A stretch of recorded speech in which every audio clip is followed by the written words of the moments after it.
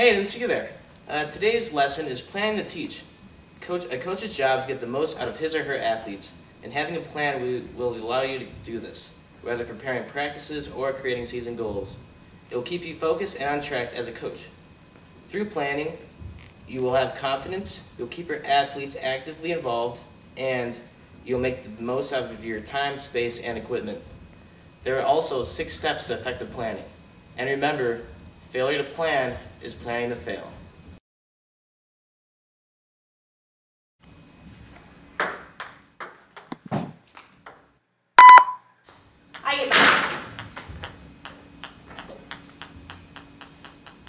Obviously, we have some things to work on with this player. First of all, she has some major sportsmanship and temper issues. And as far as her form, she can't even properly hold the paddle. When identifying the skills of a player, an effective coach must evaluate all 6 categories of skills. These include technical, tactical, physical, mental, communication, and character skills. In technical skills evaluation, you look at the basic techniques each player needs in order to play. Tactical skills are evaluated on the player's knowledge of the game. Physical skill evaluation looks at the strength, power, and endurance of the athlete. Mental skills can include anger control, self-confidence, and concentration. Communication skills should be examined on and off the court. And lastly, character skills must be evaluated on sportsmanship and morals. I'm so nervous. Alright guys, for this part of the trial, we are going to be doing a scrimmage game, and I'm going to observe to see how you guys will do in a real life situation. Start whenever you're ready.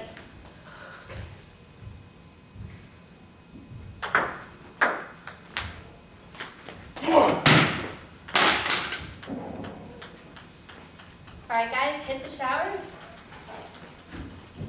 Wow. During that game, she was really great at serving, and he was alright at receiving. She does need to work on her emotional control and anxiety, and I guess he can work on his anger. It is important to know your athletes so you know how much they will learn and what they will learn.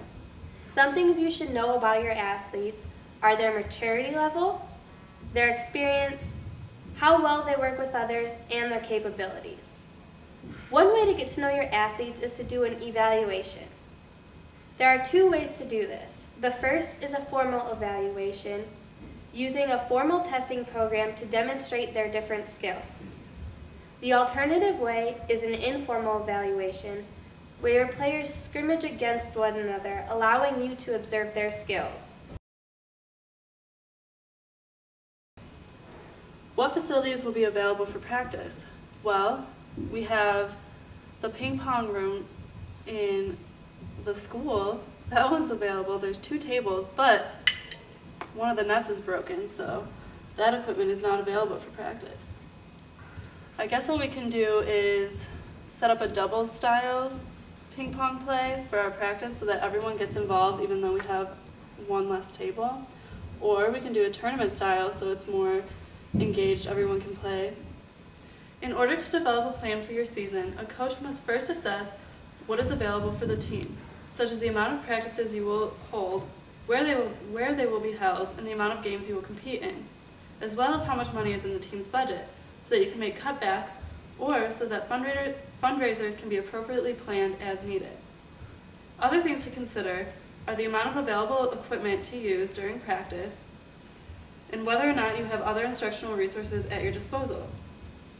What's also important is to consider the ratio of coaches to players. All these factors will contribute to the way you plan out your season. Alright guys, so our priorities for practice today will be holding the paddle, proper striking, and serving. To be an efficient coach, skills must be prioritized to utilize practice time. Each skill the coach wants to teach must be rated on the importance of the skill to the game and the athlete's readiness to learn the skill. To evaluate what skill is most important, ask yourself what must be taught during practice time or what could be taught if time allows. To examine the player's readiness, ask yourself, does this player have the strength or coordination to learn this technique? Or does this player have the skill prerequisites to learn the technique? Based on these questions, each skill can be ordered to help create an effective practice. All right, guys, welcome to practice. Today we're gonna do a quick warm-up. So when we're done, we're gonna run around the table 2 times.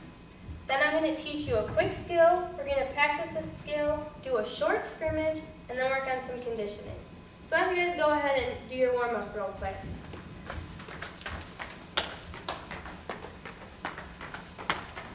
Looking nice, looking nice.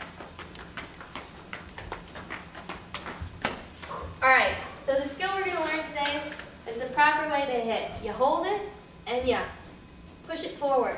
And you wanna make sure you get it on the ball. So why don't we go ahead, stationary without the ball, and practice that skill. Just keep going, perfect. Looking nice. Well, very nice. All right, guys, looks good. Welcome to practice.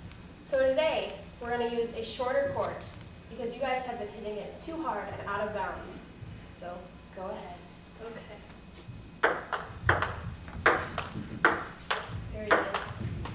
That's okay. All right. The other thing that you guys have been doing is that you keep hitting the net. So we're going to change the rules and play full court, and you have to hit it over the mop. And make sure that it's over the mop and not into the net. Nice. Once you've decided what to teach, it is important to decide how to teach. The 2 approaches to this are the traditional approach and the games approach. Both approaches will work, but the best choice depends on what you're trying to achieve and what you're trying to teach. The traditional approach is preferred when there is a risk of injury, the skill is too complex, when you have too little time to prepare, or when your focus is on the short-term goal. The games approach, however, is preferred when it is important for the athlete to learn the principles underlying the technique, when learning tactical skills in complex sports environments, and when teaching the athlete responsibility and leadership. Okay, time to plan this season's practice. Well, the ping pong room is available from 5 to I think 9 o'clock on Mondays and Wednesdays, so we'll do Monday, Wednesday practice from 5 to 8 p.m.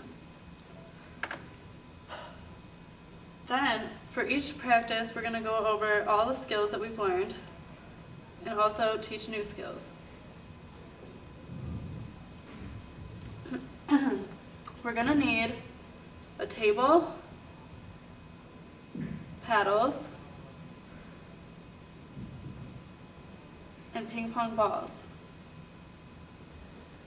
Now that you've completed the first 5 steps of instruction planning, it is time to actually plan out practices.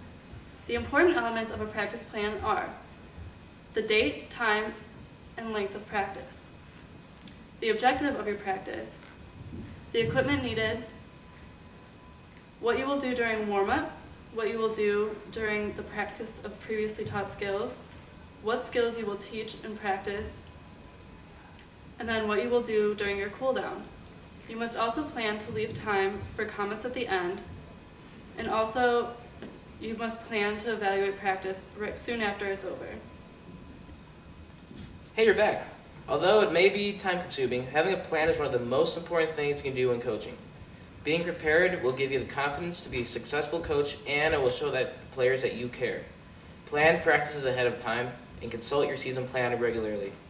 Also, when planning, know that your plan won't be concrete. It will need to be flexible for changing circumstances, such as access to facilities, weather conditions, and injuries. Also, evaluate your practice sessions. Throughout the year, and especially at the end of the year, see how each player responded to your practice. Learn from your practice so you can develop better ones for next season. So, in conclusion, you succeed not by chance, but by preparation.